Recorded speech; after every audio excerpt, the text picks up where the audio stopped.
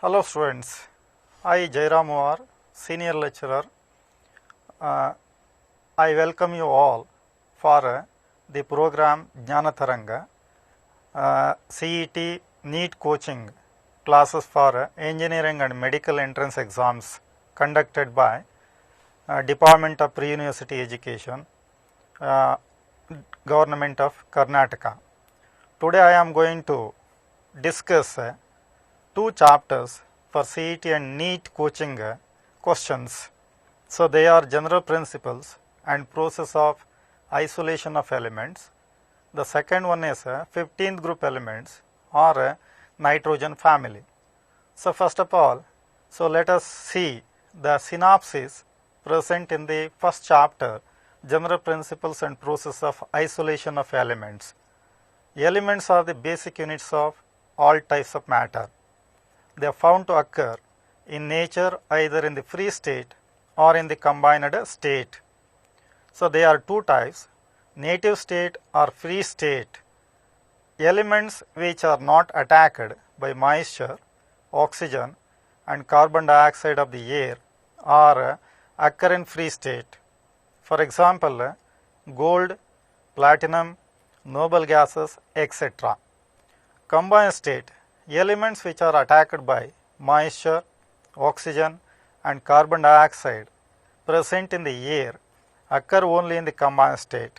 For example, CuFeS2, Fe2O3, Fe3O4, etc. Let us see the next one, minerals. Elements which occur in the combined state in the form of their compounds are called minerals. Ores. The minerals from which metal is extracted conveniently and economically is called ore. So ores are present in different forms. Hence, they are also known as different types. They are oxide ores. For example, bauxite. The composition of bauxite is Al2O3 dot 2H2O. It is a chief ore of aluminum.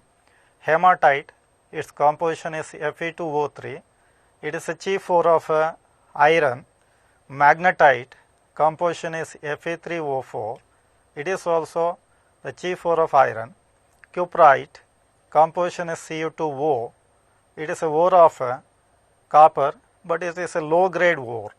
The next one is ginsite, composition is ZnO, chief ore of zinc, etc. Sulfide ores.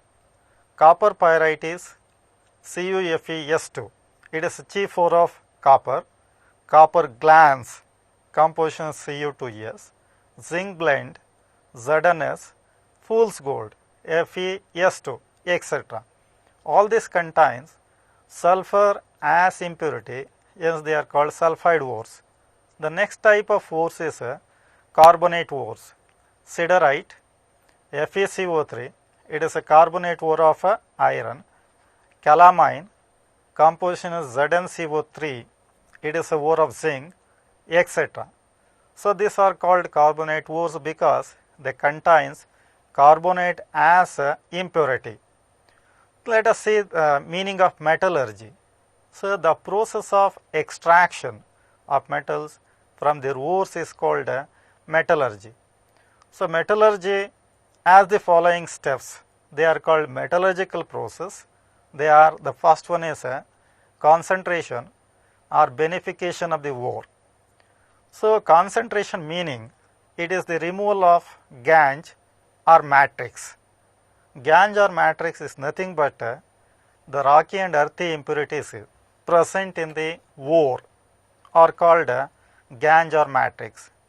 So it is done by the following methods. The first one is gravity separation, or it is also called levitation. The second one is froth flotation method. The third one is magnetic separation method. The fourth one is leaching. It is the process of dissolving ore with acid or base or other chemicals, but not the impurities. The next one is next step is conversion of concentrated ore into metal oxide. It is done by the following methods. The first one is calcination. In this method, ore is heated in the absence of air or limited supply of air below the melting point of the metal. For example, carbonate and hydroxides on heating in absence of air loses moisture, and also they are loses carbon dioxide and converted into metallic oxides. For example, CaCO3 on heating in the absence of air, it is converted into CaO plus CO2. So in this one, the carbonate ore is converted into oxide of the metal.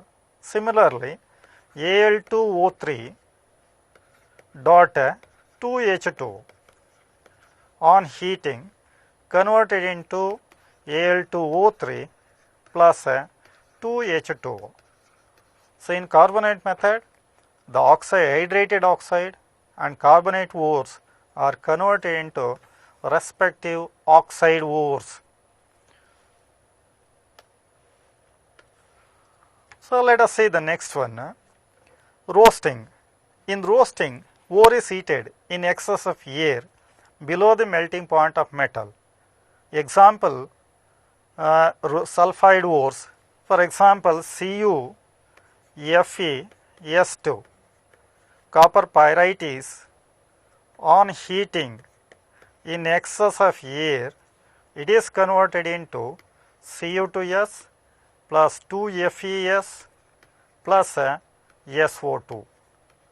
So in this method also, sulfide ore is converted into, so its oxide form. Or let us see another one, ZnS on roasting with excess of oxygen converted into zinc oxide plus SO2. So hence in roasting method, sulfide ores are generally converted into their oxide ores. In chalcopyrite also, cuprous sulfide again burns with oxygen, converted into cupric oxide. Similarly, ferrous sulfide again burns with oxygen, converted into FeO. That means sulfide ores are generally converted into oxide ores in this method. Let us see the next one, next step in the metallurgical process, extraction of the crude metal from the concentrated ore. It is done by the following method. The first one is smelting. It is the process of extraction of a crude metal by using reducing agent, coke or carbon monoxide at high temperature is called smelting. For example, so zinc, iron, tin, lead, etc. are obtained by this method. The second one is self or auto reduction.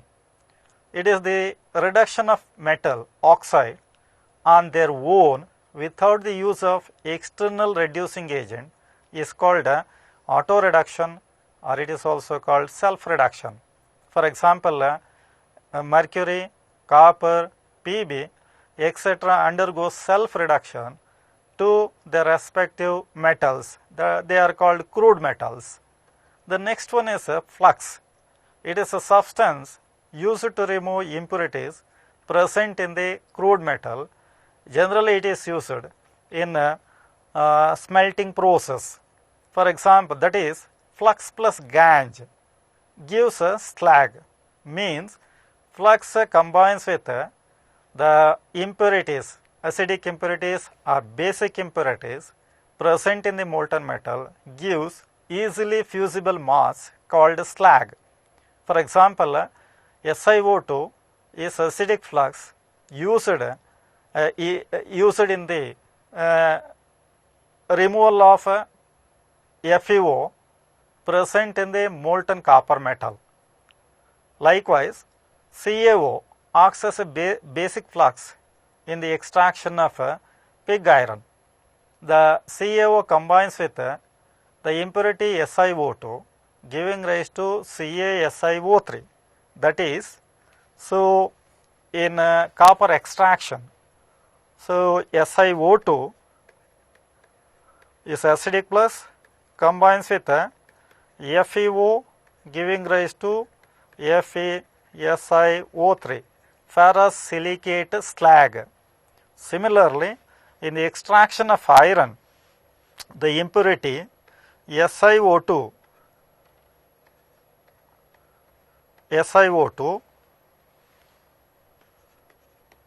combines with CaO, giving rise to CaSiO3, that is calcium silicate slag. Now let us see the next last step in the metallurgical process, that is refining of the crude metal. So after the crude metal is obtained, still it contains some impurities. The removal of these impurities from the crude metal is known as refining of the crude metal, or it is also called purification of the crude metal. For example, the process of purifying the crude metal is called refining. It is carried out by the following methods. The first one is zone refining. Example, ultra pure silicon and germanium is obtained by this method. The second one is distillation. So in this method, zinc, mercury, cadmium are obtained in pure state because these are all volatile metals. The next one is liquefaction. In this method, tin and lead are obtained in pure form. The last one is vapor phase refining. So the principle in the vapor phase refining is it involves the conversion of metal to volatile compound and its decomposition at high temperature to get a pure metal. Example, nickel is obtained in pure state by Mons process. Titanium and zirconium are obtained in pure state in Van-Arkel method. So now let us see the synopsis regarding group 15 elements.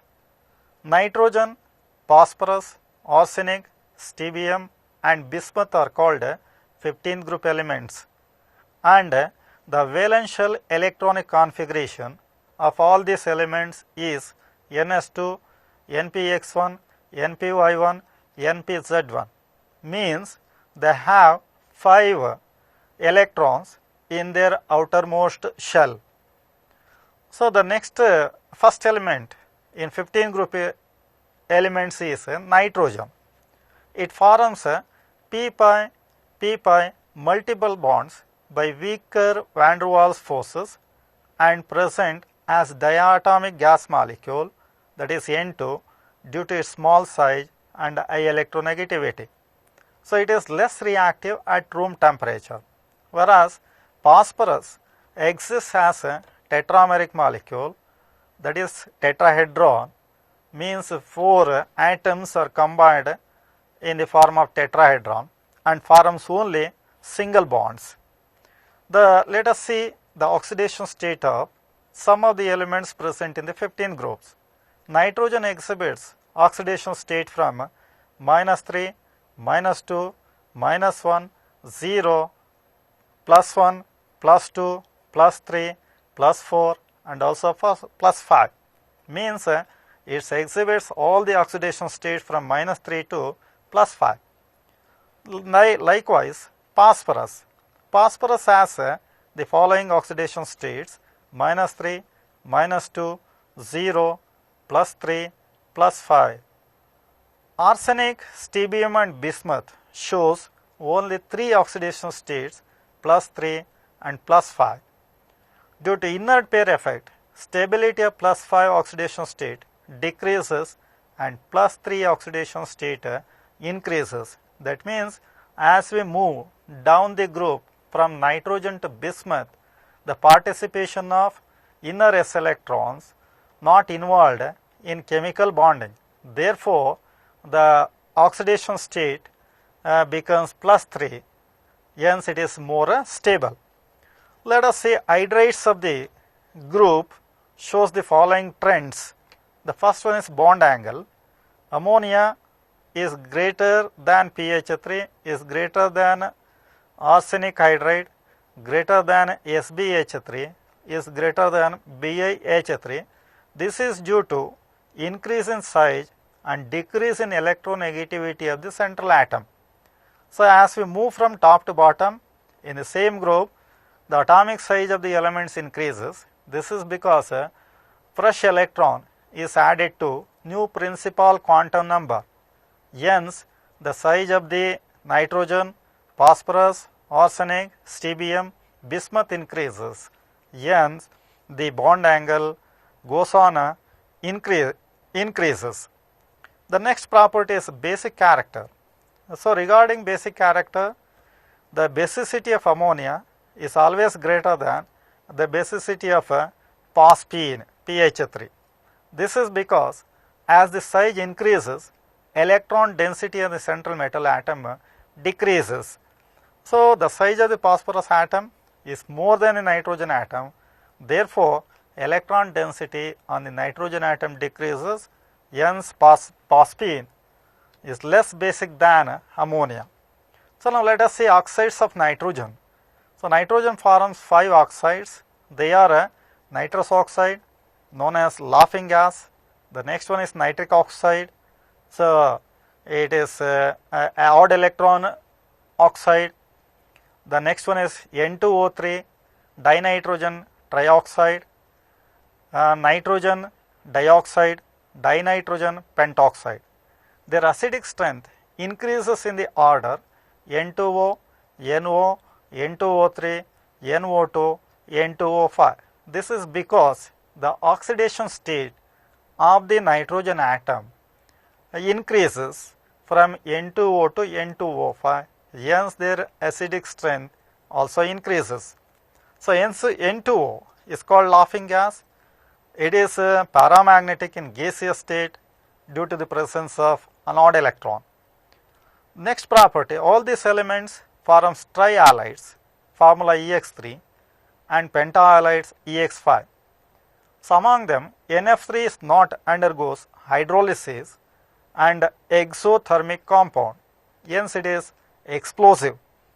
The next one is PCl5 is covalent in vapor phase, but exists as a PCl4 plus ion and PCl6 minus ion. So, let us see the next point, oxoacids of nitrogen. Nitrogen forms 2 oxoacids. The first one is HNO2, known as nitrous acid. The second one is HNO3, known as nitric acid. So, nitric acid is manufactured by Ostwald's process using ammonia and dioxygen by the catalyst platinum rhodium gauge. It acts as strong oxidizing agent both in concentrated and dilute form. So, with copper, silver and mercury, which are less reactive than hydrogen, reacts with concentrated HNO3 forming nitrogen dioxide gas, and with dilute HNO3 nitric oxide is formed. Whereas platinum, gold not reacts with concentrated HNO3 but reacts with aqua regia. So, aqua regia is a mixture of 1 part concentrated HNO3 and 3 parts concentrated HCl. Now, let us see the next element, phosphorus, present in 3 allotropic forms, white, red and black phosphorus. Phosphorus white is poisonous, soluble in carbon disulfide but insoluble in water. It is more reactive due to angle strain. It forms PH3 with NaOH and water. It forms 2 halides, PCl3 and PCl5. Next point, it forms 2 oxides, P2O3, or it is also known as P4O6, that is phosphorus trioxide, and P2O5 called phosphorus pentoxide, its dimer P4O10. So, it acts as a dehydrating agent, means it removes water. So, in some of the reactions, hence it is called dehydrating agent. Now, let us see oxoacids of phosphorus. Phosphorus forms several oxoacids. Among them, H3PO3, hypophosphorus acid. It is monobasic due to one OH bond, and it acts as strong reducing agent due to the presence of two pH bonds. H3PO3, another oxo acid of phosphorus. It is dibasic because it has two OH groups in its molecule. The next one is H3PO4, phosphoric acid. It has three OH group, hence it acts as a tribasic. The next one is cyclometaphosphoric acid, means HPO3 thrice, it is tribasic. The next one is pyrophosphoric acid, H4P2O7. It has four OH group, hence it is tetrabasic. The next one is pyrophosphorus acid. The formula is H4P2O5. It is dibasic due to the presence of two OH groups. The next form of phosphorus is red form. It is non-poisonous. Whereas white phosphorus is highly poisonous, but red phosphorus is non-poisonous. White phosphorus is insoluble in water, but red phosphorus is insoluble both in water and CS2. It forms only P4O10 on heating with air, but it does not form P2O3. So now let us see the CET questions based on CET and NEET questions based on above concepts. The first is on general principles and isolation of elements. The first question is, the metals which occur in native state are, the options are Au, that is gold, Pt platinum, option B zinc, magnesium, option C sodium, iron, option D aluminum and lead. So as I already gave you the hint regarding this one, those metals which are non-reactive with air, moisture and carbon dioxide occur in native state. So here, Au and platinum are less reactive. They are not attacked by carbon dioxide, moisture of air. Yes, they occur in a free state. Therefore, option A, because Au and platinum not attacked by oxygen, moisture or carbon dioxide present in the atmosphere. But other metals like zinc, magnesium, sodium, iron, aluminum and lead, etc. reacted with oxygen, moisture or carbon dioxide present in the atmosphere. Therefore, they will not occur in native state. So now let us see the second question. The most abundant metal and element in the earth crust are, the options are aluminum and nitrogen. The second option aluminum dioxygen. The third option iron hydrogen. The fourth option calcium and oxygen. So to know this one, most abundant metal and element, let us see the percentage of elements in the earth crust. Aluminum occurs to an extent of 8.32%. It is the largest percentage of the metal which occurs in earth crust. And the second one is oxygen, 46.4%.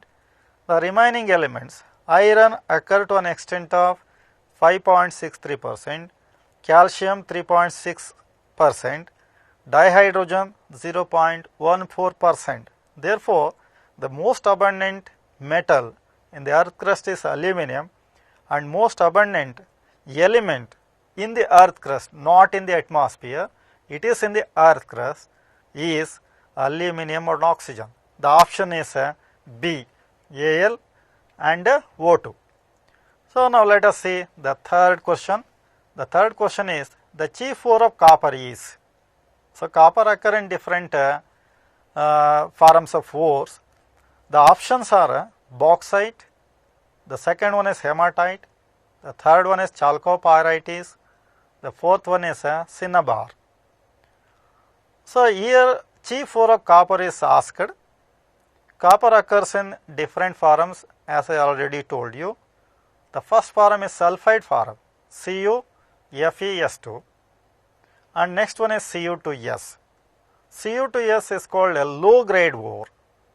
Hence, most of the copper is not extracted by this ore. A majority of copper is extracted by its chief ore, chalcopyrites. Hence, the option C is correct. The first option A is not correct because bauxite is a ore of aluminum. The second option is also not correct. This is because hematite is a ore of iron. Its composition is a Fe2O3. The last one is cinnabar. So cinnabar composition is HGS. It is a ore of mercury, not the ore of copper. Hence, the correct option is chalcopyrites. Its composition CuFeS2. So fourth question, malachite is an ore of, options are, the first one is silver, the second one is mercury, the third one is magnesium, the fourth one is copper. So malachite is also called malachite green. So for which one it is ore? Let us see. So the composition of malachite green is CuCO3 dot CuOH twice. So here copper is present in both the forms. The second, mercury. So the ore of mercury is cinnabar. Its composition is HGS. The ore of magnesium is KCl MgCl2 dot 6H2. Therefore, so the copper present in malachite, that is in CuCO3 dot CuOH, therefore malachite is a ore of copper. Now let us see the next one. Next question, which one of the following is not a method of concentration of ores? So as already told you that concentration is nothing but the removal of rocky and earthy impurities present in the ore. So it is done by different methods. The options, the methods are given in the options. The first one is gravity separation, the second one is froth flotation method, the third one is electromagnetic separation, the fourth one is smelting. So gravity separation method is used to concentrate oxide ores. So this is based on the difference in the densities of ore and the gangue particles. So now let us see. Second one, froth flotation method is used for the concentration of sulfide ores. So this is also based on the difference in the wettability of ore particles and the gangue particles with oil and water. The next one is electromagnetic separation. This difference is, if the ore or the gangue particle is magnetic in nature, then this method is used. The next one is smelting. Smelting is not a concentration method. Therefore, so answer is D. It is used to obtain crude metals from concentrated ores, but it is not a concentration method. So the question is asked here is, which one of the following is not A? Is not A. Here not is given. So therefore, smelting is not a concentration method used to concentrate ores. Hence option is D. Now let us see the next slide, the sixth question. Usually oxide ores are concentrated by gravity separation method, which is based on the principle. The four options are given here. Difference in the wettability of ore particles in oil and water. The second option is difference in the specific gravities or densities of the ore and gangue. The third option is difference in the magnetic properties of ore or gangue.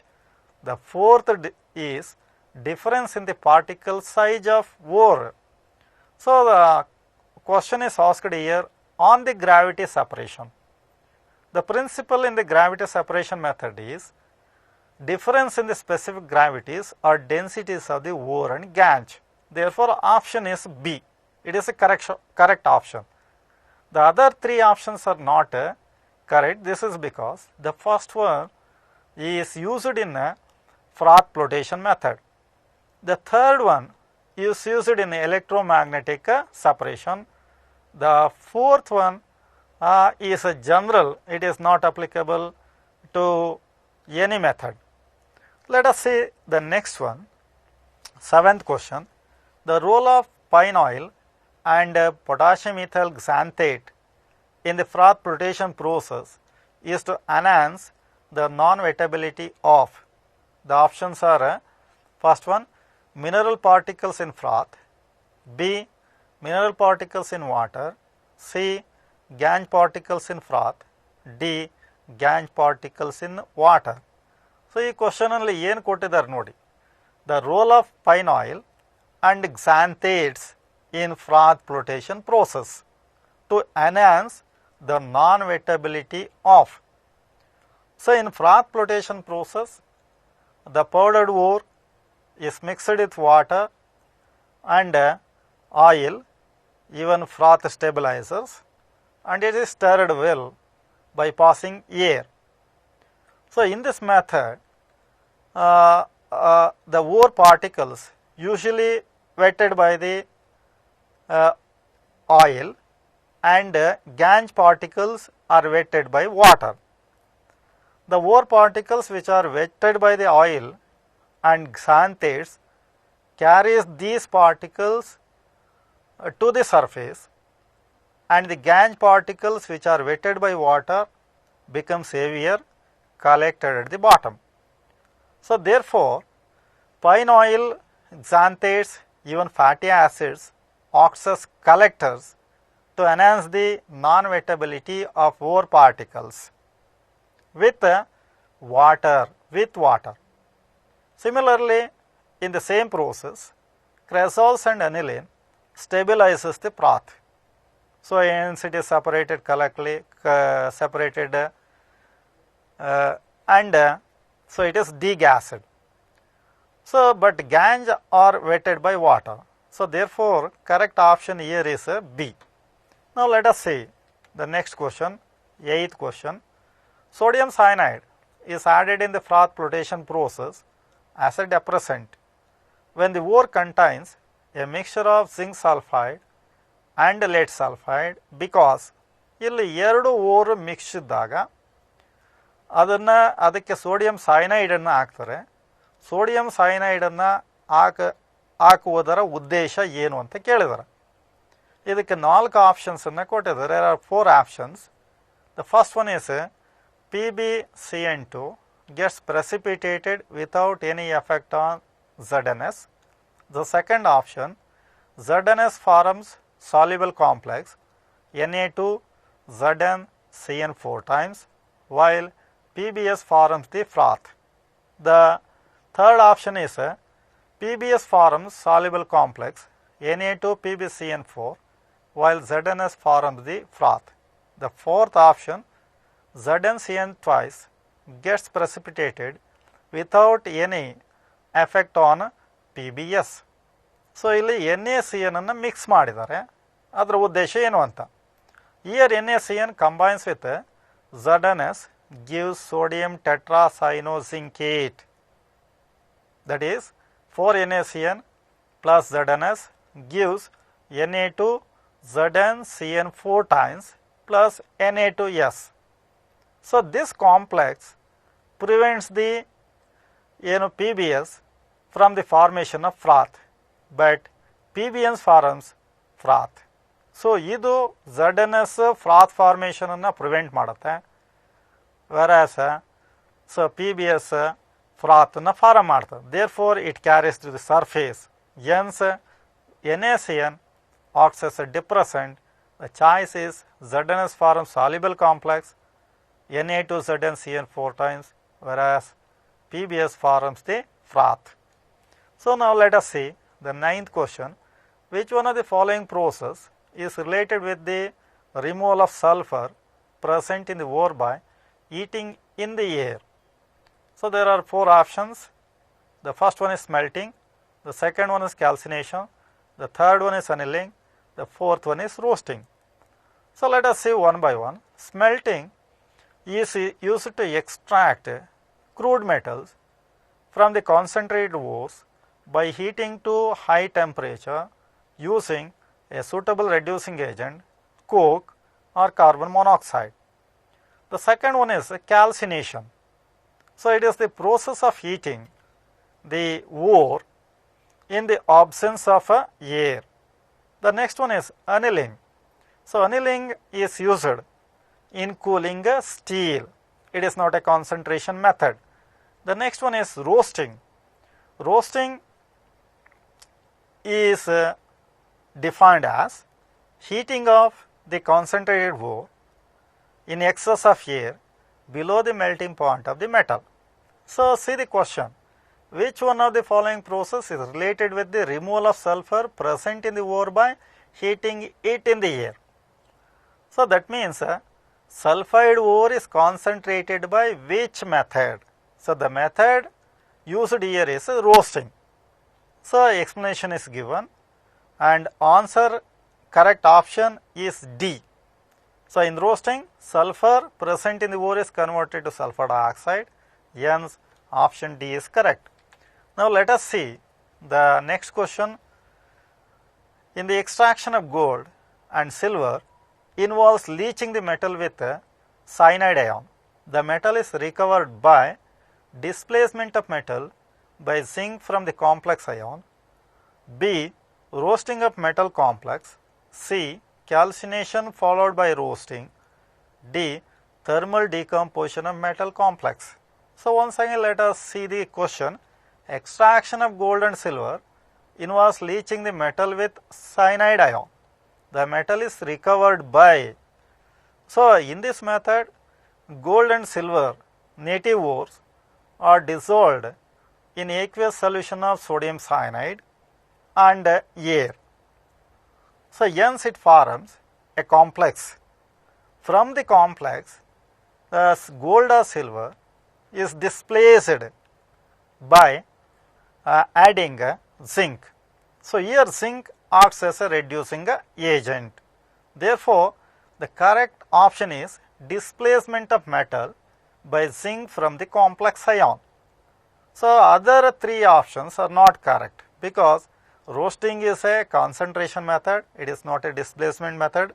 Calcination is also not a displacement method, it is also concentration method for carbonate ores. Thermal decomposition in this method, so cyanide is not used, it is the ore or the oxide of the metal is heated alone to decompose it. So now let us see the next question, 11th one. The ore which is not concentrated by electromagnetic separation is. See the once again question. The ore which is not concentrated by electromagnetic separation. So the options are cassiterite, chromite, magnetite, cornellite. So here four ores are given. So see which one is magnetic in nature and which one is non-magnetic in nature. Then only we select the suitable answer. So but in a question not concentrated by electromagnetic separation is given. So see the first one, cassiterite. So cassiterite is a ore of tin. It contains magnetic impurity wolframite. Its formula is FeWO4. So chromite ore itself is a magnetic in nature. FeOCr2O3, that is magnetic in nature. The next one is magnetite. The composition of magnetite is Fe3O4. So it is also magnetic in nature. The last one, cornellite, its composition is KCl.MgCl2.6H2O. So it is non-magnetic and hence it is not concentrated by electromagnetic separation. Therefore, option is D. Let us see the next question, 12th one. The main reactions occurring in blast furnace during the extraction of iron from hematite ore are given as the option 1, Fe2O3 plus 3CO giving rise to 2Fe plus 3CO2. The second option is FeO plus SiO2 giving rise to FeSiO3. The third option is Fe2O3 plus 3C giving rise to 2Fe plus 3CO. The fourth option is CaO plus SiO2 giving rise to CaSiO3. So, in the question they have asked the main reactions occurring in the blast furnace during the extraction of iron from hematite ore. So, in the extraction of iron, the concentrated ore mixed to coke and limestone, and it is taken in a reverberatory furnace heated in a hot blast of air. So, in the reverberatory furnace or blast furnace, several reactions are taking place in different zones. So, the first zone is a zone of reduction. In this zone, so iron oxide is reduced to iron metal. So, using a carbon monoxide. This is because carbon monoxide acts as a reducing agent below 923 Kelvin. It is lower temperature zone. So, in the next zone, slag formation zone, in this zone, so two reactions are taking place. The first reaction is CaCO3 decomposed to CaO and CO2. CaCO3 on heating alone giving rise to CaO plus CO2. So, the CaO acts as a basic flux, combines with SiO2 giving rise to CaSiO3. So, this is also a reaction taking place in the blast furnace. And also the first reaction Fe2O3 plus 3CO, that is carbon monoxide, reduces iron oxide to iron at low temperature. Hence, it gives 2Fe plus 3CO2. The next reaction reaction C, in this reaction occur in the extraction of the wrought iron. Therefore, it is not taking place in the extraction of iron from hematite. Therefore, options are A and D. So, suitable options are A and D. Now, let us see the next question, 13th question. Choose the correct option of temperature at which carbon reduces FeO2 iron and produces CO. So, options are below temperature at point A, option B approximately at the temperature corresponding to point A, option C above temperature at point A but below temperature point. Next one D, above temperature at a point D. So, let us see the graph for this question. So, Ellingham diagrams are nothing but plots formed by plotting standard free energy change along y axis and temperature along x axis. So, temperature na x axis alli plot ಮಾಡಬೇಕು, standard free energy change ಅನ್ನು y axis ಅಲ್ಲಿ plot ಮಾಡಿದಾಗ different graphs ಬರ್ತವೆ. ಈ graphs ನಾವು ಎಲ್ಲಿಂಗ್ಹ್ಯಾಮ್ diagrams ಅಂತ ಕರಿತೀವಿ. So ಇದರಲ್ಲಿ ಒಂದು ಕ್ವಶನ್ ಅನ್ನು ಕೊಟ್ಟಿದ್ದಾರೆ. Let us see. So the first line corresponds to C plus O2 giving rise to CO2. The next line corresponds to 2C plus O2 giving rise to 2CO. The next line corresponds to 2CO plus O2 giving rise to 2CO2. The last one is Fe.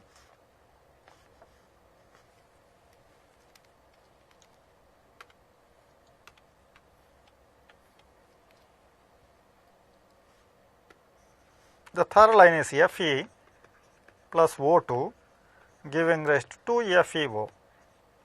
So, here is a point, this point is called A. So it is an intersection point. The last flat is given like this: 2CO plus O2 giving rise to 2CO2. So the point B is here, the point E is here,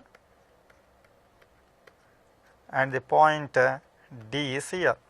So in the questions, choose the correct option of temperature at which carbon reduces, that is coke reduces FeO2 iron and produces carbon monoxide. So the main features of Ellingham diagrams are: the first point, the graph which is having a lower standard enthalpy of free change is more stable and reduces the metal present above it. So therefore, here the option is below temperature at point A. Let us say below temperature. So in this point A, the formation of 2CO from 2C plus O2 is above the graph of iron, therefore, so this is not possible. The first option is not possible because the standard enthalpy formation of CO is more than the standard enthalpy formation of the iron oxide. Hence, option A is not correct. Now let us see approximately at the temperature corresponding to point A. So approximately. So here, so which one is that is carbon reduces iron oxide to iron. So at this point, so they are intersecting. Therefore, the standard free energy chain is same. Therefore, this option is also not possible. Let us see the next option: above temperature at point A, but below temperature at point A. So let us see this one: above the temperature at point A. Above means this one, above temperature. So at this temperature, so the standard enthalpy of formation of CO is less than the standard enthalpy of formation of FeO. Hence, the iron oxide is reduced by carbon monoxide. So next one, last one is above temperature at point D. Above temperature, this is the point D. At this point, see this curve. Another curve is there. CO intersects the iron oxide line. Below this temperature, so CO acts as a reducing agent for iron, hence the option D is correct. Above temperature, point at D, above temperature, right? Option D is correct. Now let us see the next question. In the extraction of copper from sulphide ore, the metal is formed by the reduction of Cu2O with. So usually copper metal is extracted from copper pyrites. First it is roasted, then the roasted mixture is taken in a converter along with SiO2 and heated. So therefore, the options for this one is given as FeS, CO, Cu2S and SO2. Let us see the reaction, and also before going to reaction, see the question. In the extraction of copper from sulphide ore, the metal is formed by the reduction of Cu2O with. So here FeS oxidized to FeO. FeO combines with SiO2 giving rise to FeSiO3. Therefore, this option is not correct to reduce Cu2O to Cu. The next one is carbon monoxide. So carbon monoxide is not used as a reducing agent in the extraction of copper. The next one is Cu2S. So Cu2S is combines with Cu2O, gives copper metal and sulfur dioxide. So this is called auto reduction or self reduction. In self reduction, so metal oxide Cu2O reduces with Cu2S to blister copper. Blister copper means during its cooling, sulfur dioxide comes out as bubbles or blisters, hence it is called blister copper. Therefore, option B is not correct, hence option C is correct. But SO2 is a gas liberated in self reduction of the copper oxide and copper sulfide. Therefore, option C is correct in this one. Now, let us see the next question, 15th question. When copper ore is mixed with silica in a reverberatory furnace, copper matte is produced. The copper matte contains 4 options are given. The first one is sulfides of copper 2 and iron 2. Second option, sulfides of copper 2 and iron 3, sulfides of copper 1 and iron 2. The last one option, sulfides of copper 1 and iron 3. So in the extraction of copper, silica is mixed to remove the impurities FeO present in the molten copper. So after that, copper matte is obtained. Copper matte is a mixture of Cu2S and FeS, copper sulfide and ferrous sulfide. So by finding the oxidation state of copper in the first one and in the second, we can say the correct option for this question.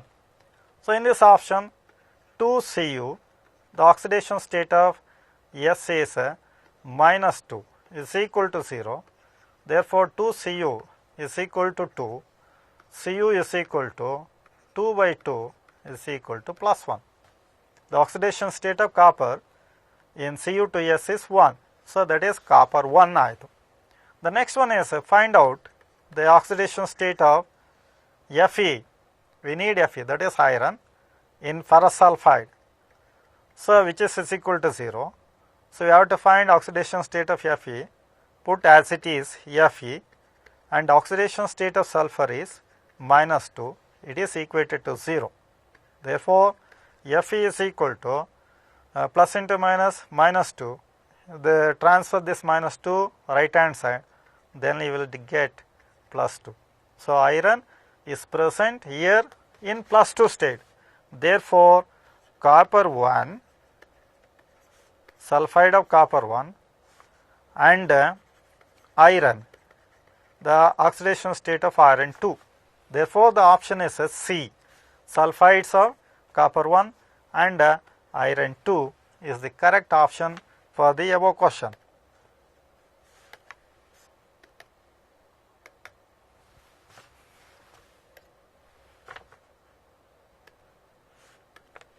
So now let us see the next question, the 16th question.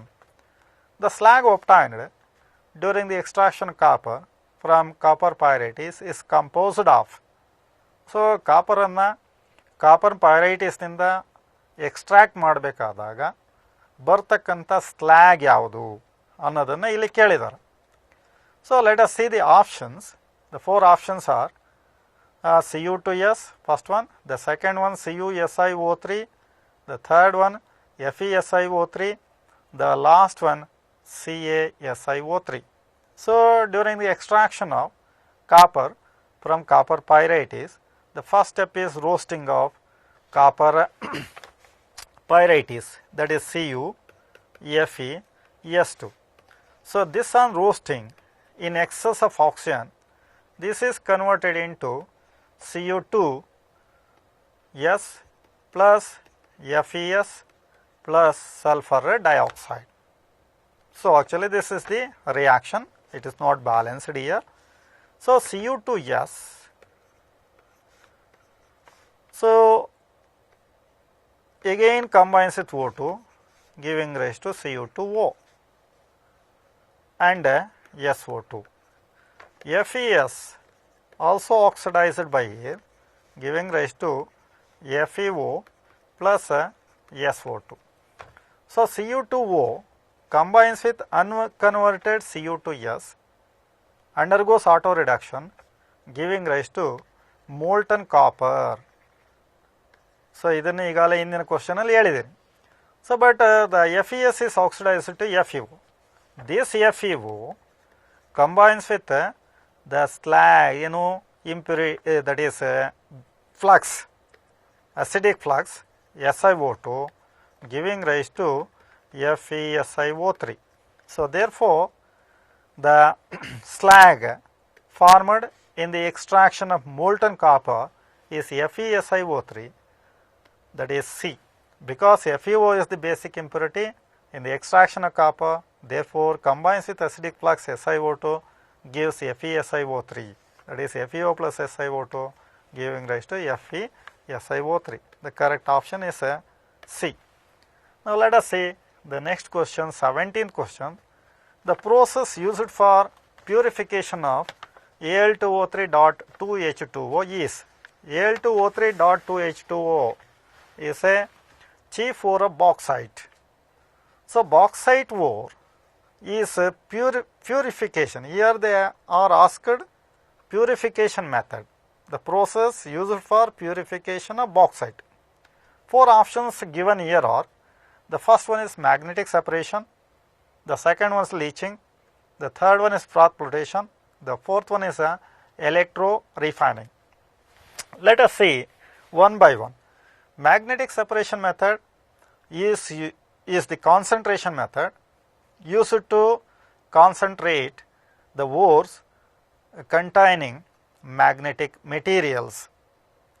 The second method is leaching method. So this is a special method used to purify the bauxite ore. So in leaching method, the ore is dissolved in sodium hydroxide, aqueous solution of strong sodium hydroxide.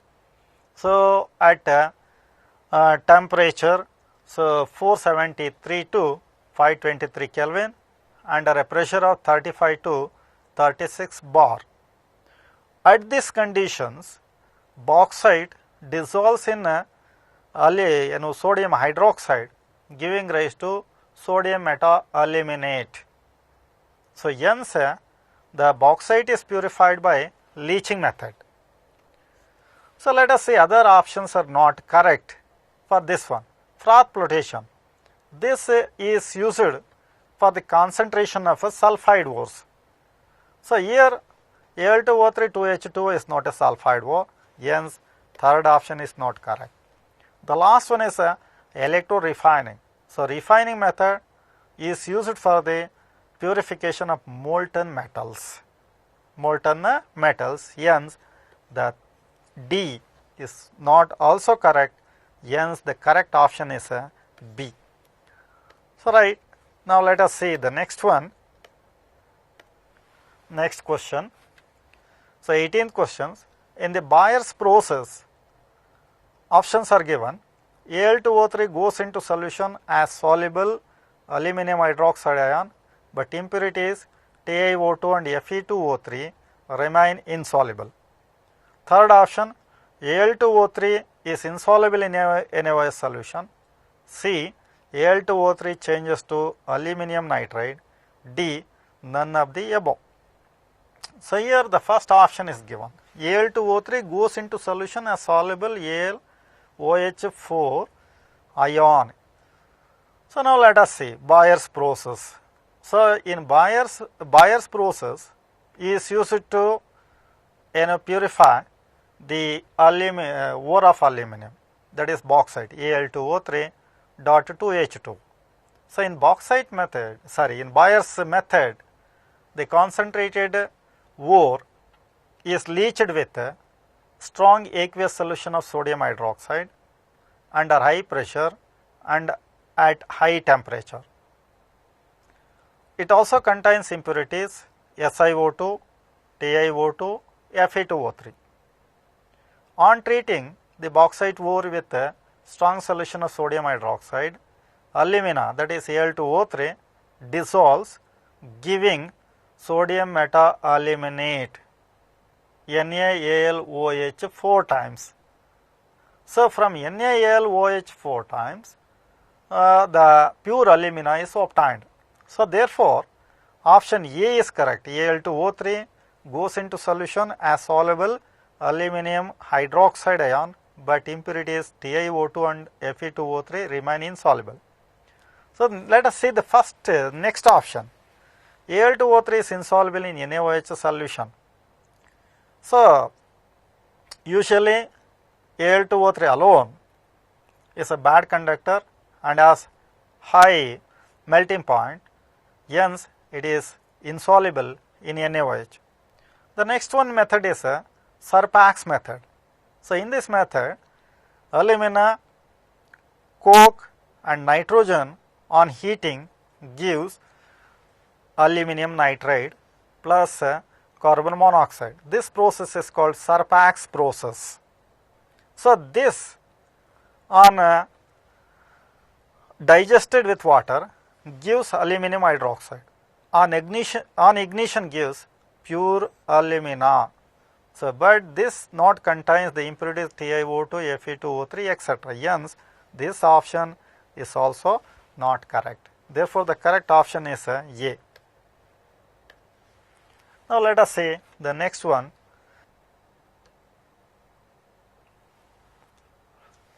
In the electrolytic method of obtaining aluminum from purified bauxite, cryolite is added to the charge in order to.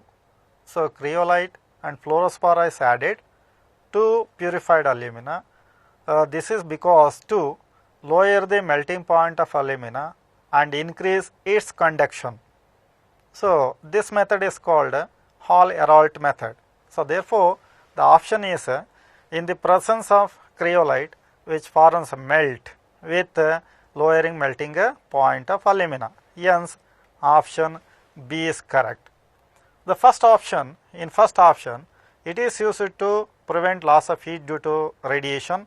Next one, C, in this method, cryolite not increases the melting point.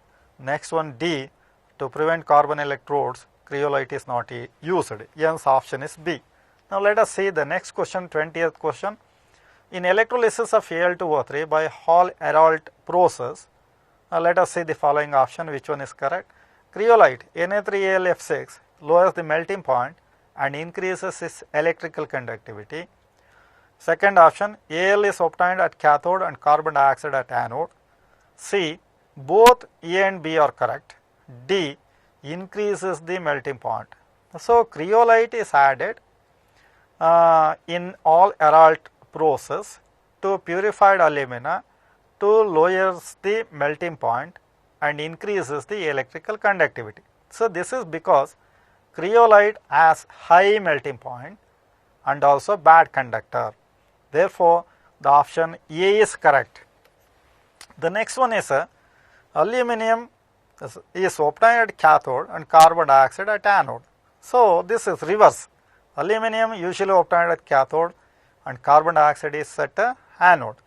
The next, both A and B are correct. So, option C is correct. Option C, both A and B are correct. Hence, option C is the correct here. The last option is not correct because cryolite not increases the melting point of alumina.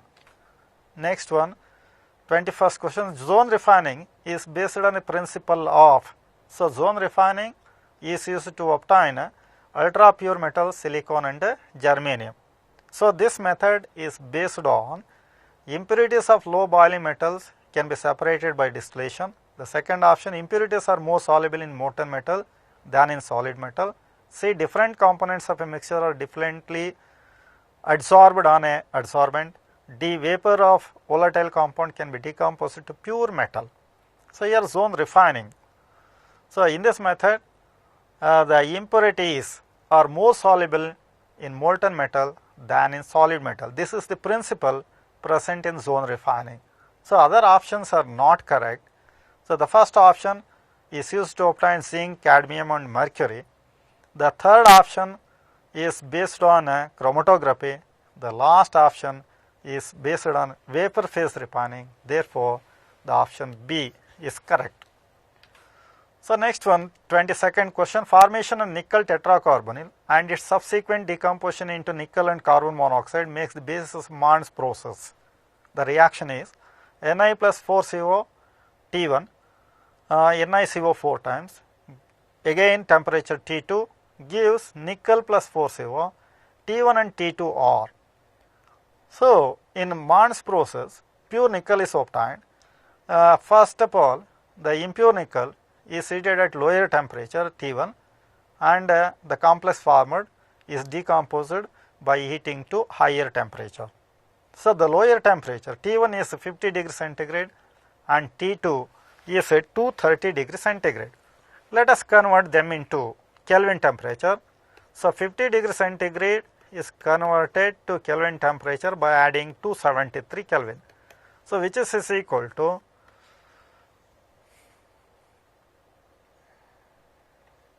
so 323 Kelvin. Here we can write in Kelvin as 323. The next temperature is higher temperature 230 plus 273 giving rise to 30503 Kelvin. So, the higher temperature is 503 Kelvin. So, next one, 23rd question. Van Orkel method of purification of metal involves converting the metal to a, 4 options are given, volatile stable compound, volatile unstable compound, non-volatile stable compound, D, none of the above. So, here Van Orkel method. Van Orkel method is based on vapor phase refining. Vapor phase. So, the principle in vapor phase refining is, so the first principle, the impure metal or crude metal is converted into a volatile compound by heating to lower temperature. The volatile compound is decomposed into pure metal by heating to high temperature. So, the volatile compound whichever is formed in the first step is stable, little bit stable. Therefore, the option is A, volatile stable compound. So, now let us see the next one. Sodium, magnesium and aluminum can be obtained from their ore by 4 options. The first one is electrometallurgy, C, hydrometallurgy, B, pyrometallurgy, D, smelting. So, let us see one by one. Electrometallurgy is used to extract metals by the electrolysis of salt solutions using anode and cathode. So, the next one is pyrometallurgy. It is the process of obtaining impure metals by heating to high temperature using suitable reducing agent. The third one is hydrometallurgy. So, it is a process of dissolving ore in a suitable chemical reagent and by precipitation using more active metals, gold and silver, low grade copper, etc. are obtained by this method. Smelting. So, it is a process used to obtain crude metals at high temperature. So, therefore, option here, fused metals, their ore by, obtained from their ore by electrometallurgy. This is because sodium, magnesium and aluminum are strong electropositive metals. Generally, electropositive metals are obtained by electrometallurgy. So, using anode and cathode, hence option is A.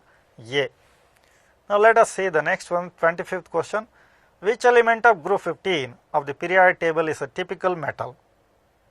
So, the metallic property of the elements in each group from top to bottom increases as their atomic size increases. So here 15th group is given. In 15th group, 5 elements were present. The first one is nitrogen, the second one is phosphorus, next one is antimony, and bismuth. Stibbium is also there, but it is not in this option. Hence, so first element is nitrogen, second element is phosphorus, third element is antimony. Nitrogen and phosphorus are typical non-metals. They are typical non-metals because of their high electronegativity. So here antimony is a metalloid. So its properties are similar to metal as well as non-metal. Hence, the actual metal in this group is bismuth. So it has a large size. Hence, bismuth is the correct option.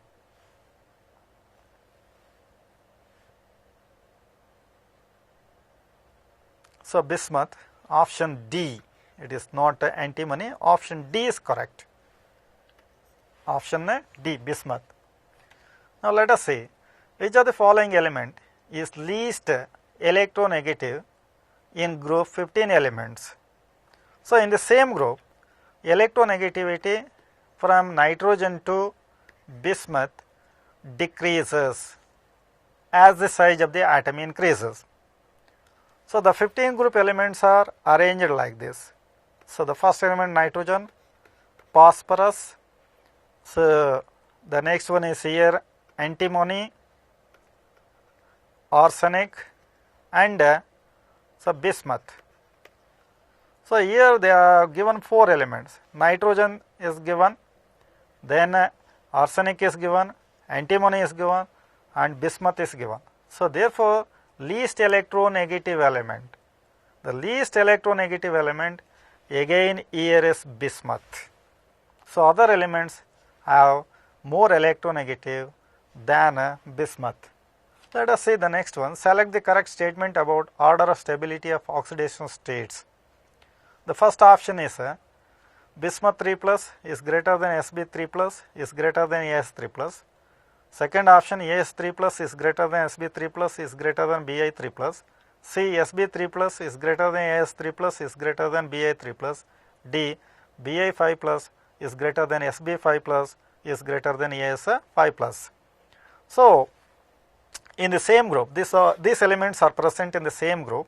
Therefore, oxidation state increases from top to bottom generally, but due to inert pair effect, the stability of the first ply oxidation state decreases down the group and stability of +3 oxidation state increases. So see this point, due to inert pair effect, stability of +5 oxidation state decreases down the group and stability of +3 oxidation state increases. So therefore, +3 is more stable than the +5 oxidation state. Therefore, the option is Bi 3 plus is more stable than Sb 3 plus is more stable than As 3 plus. So remaining options are not correct. So because of inert pair effect. So let us see the next one, 28th question.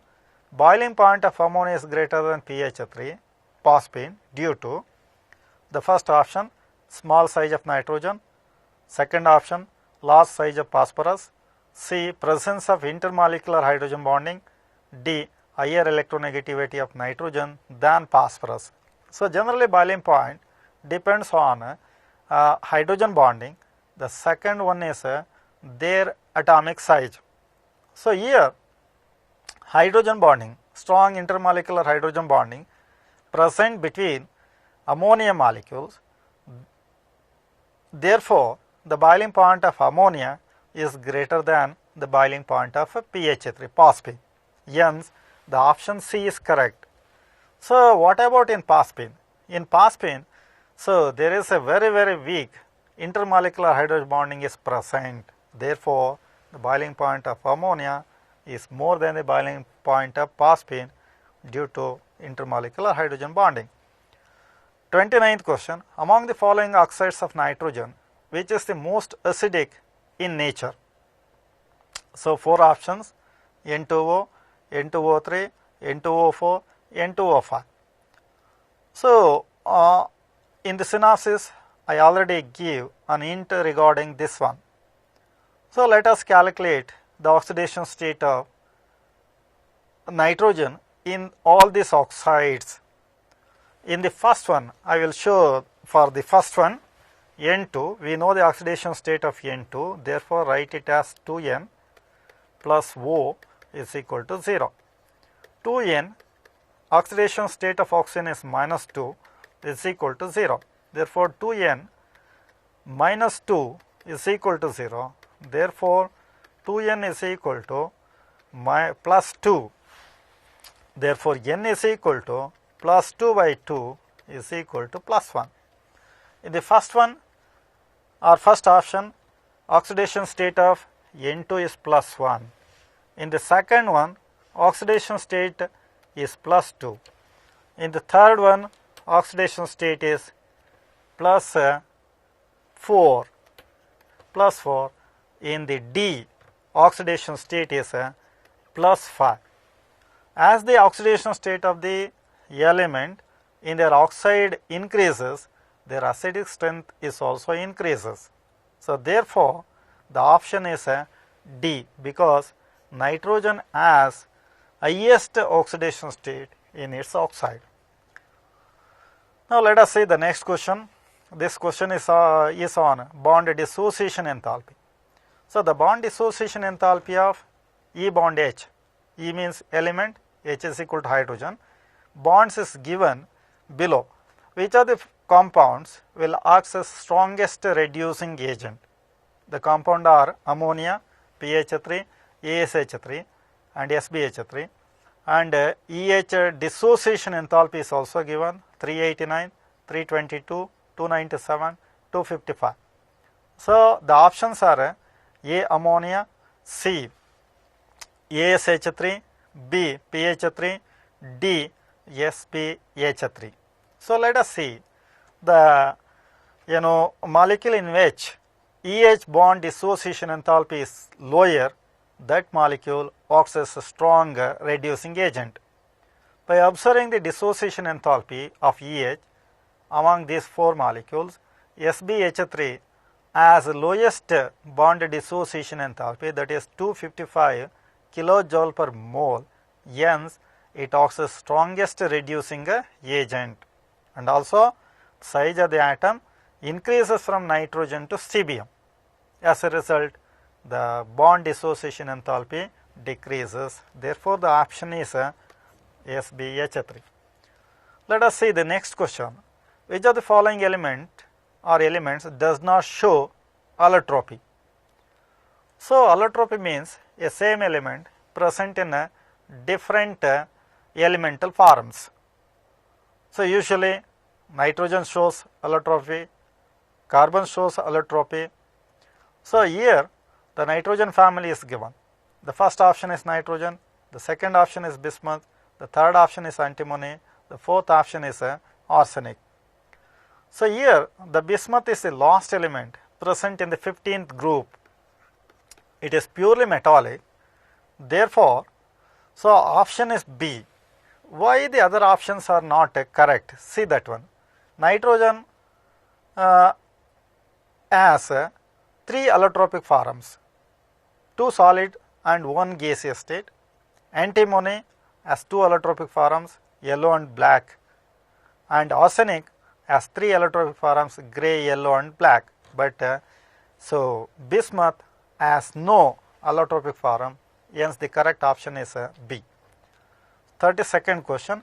In case of nitrogen, NCl3 is possible but not NCl5, while in case of phosphorus, PCl3 and PCl5 are possible, is due to. Let us see the options. The first option, availability of vacant d orbitals in P but not in N. B, lower electronegativity of P than N. C, lower tendency of hydrogen bond formation in P than N. D, occurrence of P in solid state while N in gaseous state at room temperature.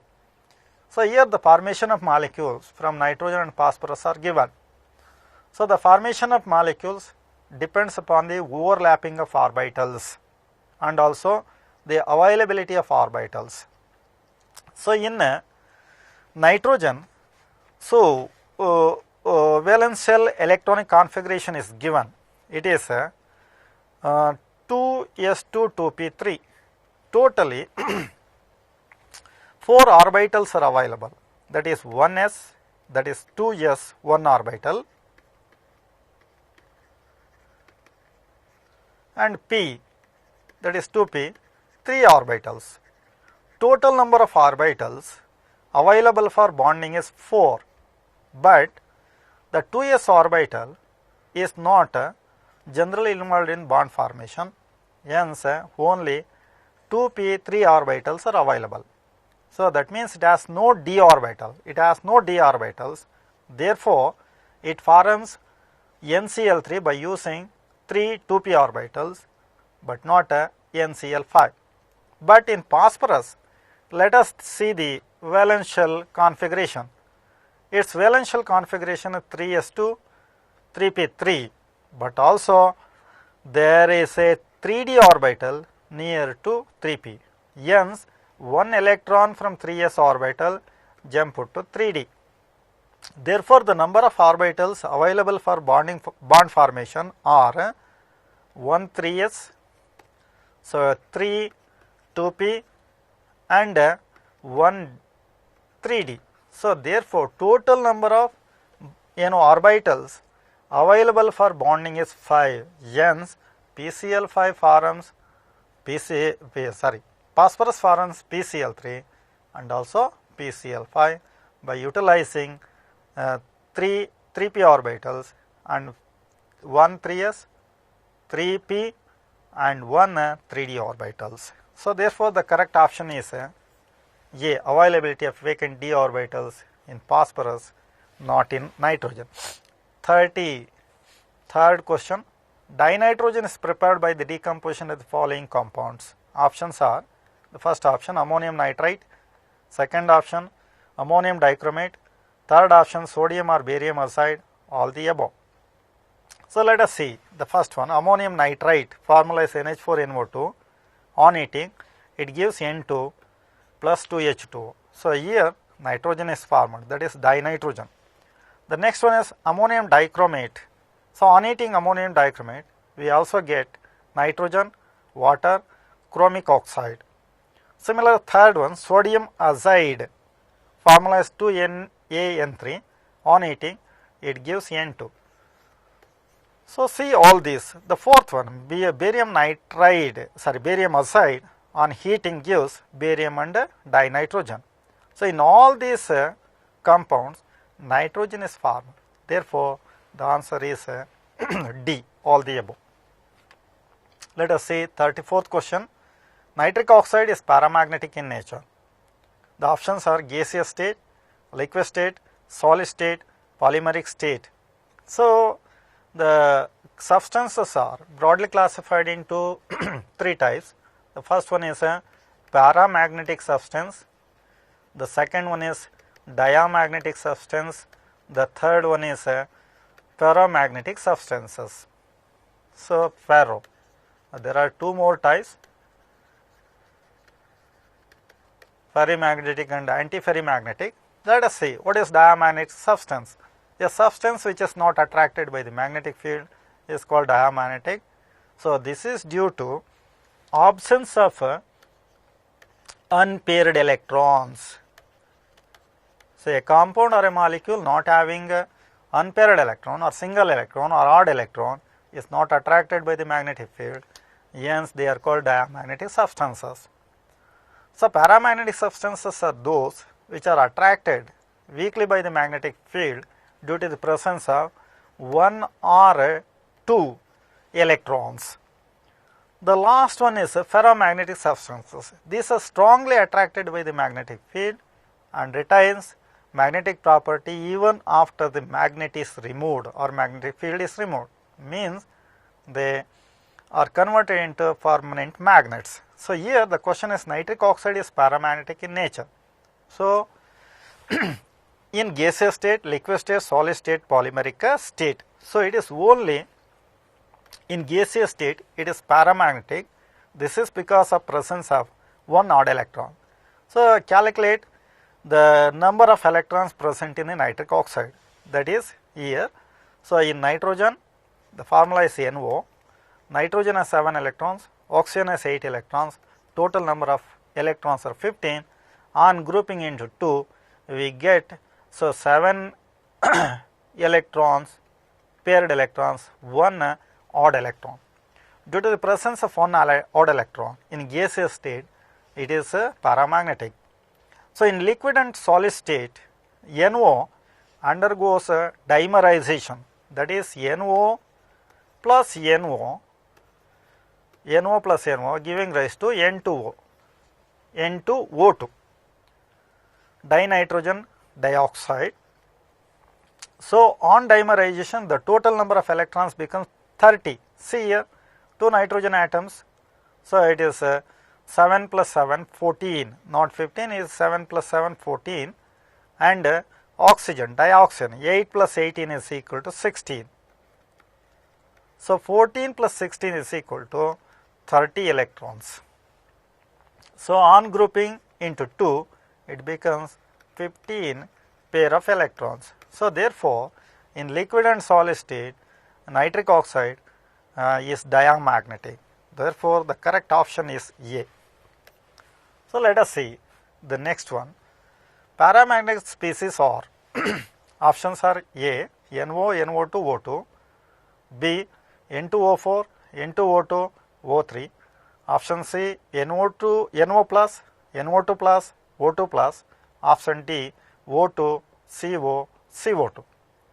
So paramagnetic nature of the molecules are decided by presence of odd number of electrons. That is, when one electron is present, then they are called paramagnetic substances, or 2 unpaired electrons or 3 unpaired electrons are present in the species, then they are called paramagnetic substances. So let us see in the first option, NO, NO2, O2. So NO 7 plus 8 is equal to 15 electrons in first option A. So NO2 7 plus 16. So 2 oxygen atoms are there. Each oxygen atom has 8 electrons. 8 plus 8 is equal to 16. 16 plus 7 is equal to 23 electrons. So this is also one odd electron or 1 electron. This is also 1 electron. So oxygen has 2, although it has 16 electrons, 2 electrons are unpaired. So this can be known by drawing molecular energy level diagram. Molecular energy level diagram ಅನ್ನು ಇದಕ್ಕೆ ಬರೆದಾಗ, so oxygen ಡೈಆಕ್ಸಿಜನಲ್ಲಿ 2 unpaired electrons ಇರ್ತವೆ. Hence option is correct option. Let us see in case of the second one. In second, third and fourth option, so some of the species are not paramagnetic. Therefore the correct option is the first option. Now let us see the next one. Next question, 36th question. So the wrong statement about N2O is nitrous oxide is first option known as laughing gas. B, it is not a linear molecule. C, it is a neutral oxide. D, its structure is similar to CO2. So let us see the question, the wrong statement, not the correct statement. So we know that nitrous oxide is a laughing gas. When we take some amount of nitrous oxide, or when we go to the atmosphere of nitrous oxide, so laughing will takes place. This is due to the effect on the nervous system. So therefore the correct option is first option is correct. The second one is it is not a linear molecule. Nitrous oxide is a linear molecule. So means all the atoms are present in the straight line. The second one is third one is it is a neutral oxide. Nitrous oxide is neutral, it is neither acidic nor basic. So last one is structure is similar to CO2. So CO2 structure is written like this, C double bond O, C double bond O. Similarly, N2O is written like this. Hence, the correct option is it is not a linear molecule. It is a linear molecule. The wrong statement here is it is not a linear molecule. Now let us see the 37th question. The oxides of nitrogen which undergoes dimerization. So dimerization means so two molecules combining with each other to give one molecule. This process takes place when a species or a molecule has one unpaired electron or odd electron. So options here are N2O, NO. So N2O not undergoes dimerization because it has so 7 plus 7 14 plus 8 22 electrons are there, but NO undergoes dimerization. So hence it is not a correct option. The next one is NO and NO2. So here NO has one odd electron and also NO2 has one odd electron. So hence these two molecules undergoes dimerization. So similarly, on calculating the number of electrons in N2O5 and N2O3, also in D, N2O5 and NO2, these are also not having odd number of electrons. Hence, so B is the correct option. Those two undergoes dimerization. Now let us see the next slide. The anhydride oxide of nitrogen or anhydride oxygen of nitrogen or options are N2O5, NO2, B, NO, NO2, C, N2O5, N2O, D, N2O5 and NO. So here some equations are given here. So let us see N2O3 plus H2O giving rise to 2HNO3. Therefore, N2O3 is anhydride of nitrous acid. Similarly, NO2 is an anhydride of the nitrous acid and nitric acid. The last one, N2O5, is an anhydride of nitric acid. So the anhydride of nitric acid nitrogen are N2O3, NO2 and N2O5. So let us see that pair, which one contains these. So the first option is N2O5 and NO2. Both are anhydride oxygen of nitrogen. In second one, NO2 is anhydride but not NO. In the third one, N2O5 is anhydride, not N2O. In the fourth one, N2O5 is anhydride, NO is not anhydride. Therefore, the correct option is A, N2O5 and NO. 39th question. Solid N2O5 exists in ionic form. The formula is. So here the solid N2O5 exists in ionic form. The formula is. So N2O5 on splitting, it gives NO2 plus and NO3 minus. So therefore the option is A, NO2 plus and NO3 minus. Okay. So by this I will end of this session. So I think you are using this synopsis and questions what I discussed in this session, which are more useful for your CET and NEET classes. So on the idea given in this one, you make use these ideas and answer more number of questions in this chapter. So thank you for Department of Pre-University Education, so giving an opportunity to discuss some questions on general principles and group 15 elements. Thank you.